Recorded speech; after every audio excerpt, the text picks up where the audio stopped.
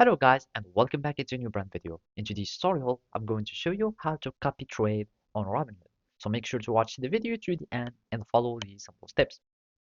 So first, you will need just to know the short answer for this is that you cannot directly copy a trade to Robinhood. So as you can see here in this article of Broker Chooser, we can see that in Robinhood doesn't offer social trading. You will need to rely on other research tools to make your investment decision. So basically for that, you will be needing a third party applications. And from here, you will need to make sure that there is no scam, etc. And you need to be careful on to copy trades. So basically, there are some tools that you can rely on or that you can use.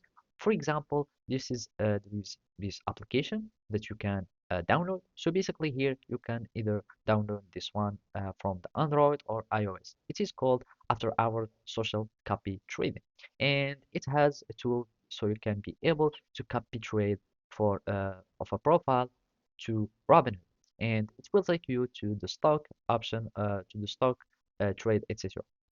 And basically, as you can see, this is how it works, and you can try to use this tool.